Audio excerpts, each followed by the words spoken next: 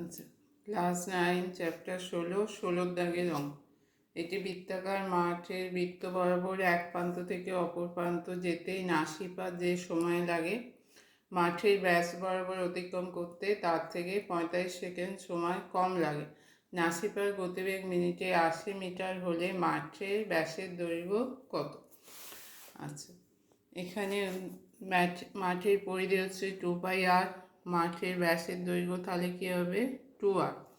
পরিধি বরাবর যেতে নাসিবার সময় লাগে 2πr বাই গতিবেগ মানে 80 মিটার প্রতি মিনিট, 2πr বাই 80 মিনিট। তাহলে পরিধি বরাবর যেতে 2πr বাই 80 মিনিট সময় লাগে। এবার ব্যাস বরাবর যেতে সময় লাগে 2r বাই 80। ব্যাস হচ্ছে 2r, তাহলে ব্যাস বরাবর যেতে সময় লাগে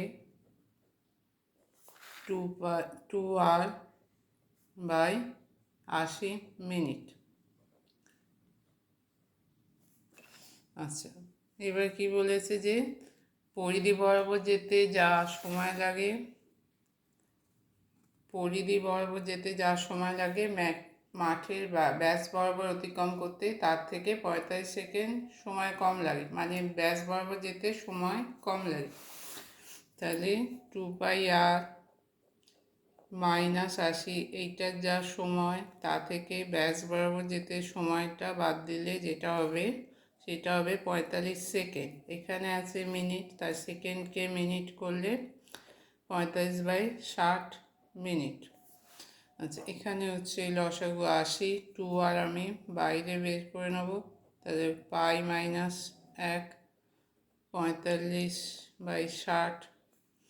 তাহলে 2r ব্যাস চেয়েছে, তাহলে 2r যেমন আছে থাকবে, পাইয়ের মান 22 বাই 7 মাইনাস 1, এই 80টাকে এদিকে গুণ করব, 45 বাই 60 গুণিতক 80। শূন্য কাটবে, 3 দিয়ে কাটলে 2, 3 দিয়ে কাটলে হচ্ছে 15, 2 দিয়ে কাটলে হচ্ছে 4। তাহলে এখানে হচ্ছে 15 গুণিতক 4। আমার ব্যাসের দৈর্ঘ্য চেয়েছে 2r, কিছু করব না, 2r যেমন আছে থাকবে, 2r মানেই ব্যাসের দৈর্ঘ্য, মাইনাস 7। তাহলে 2r গুণিতক 15 বাই 7 সমান 15 গুণিতক 4। তাহলে অতএব 2r সমান হবে 15 গুণিতক 4। এই যে 15 বাই 7 2r সঙ্গে গুণ আছে, তাহলে এই পাশে গেলে হবে 7 বাই 15।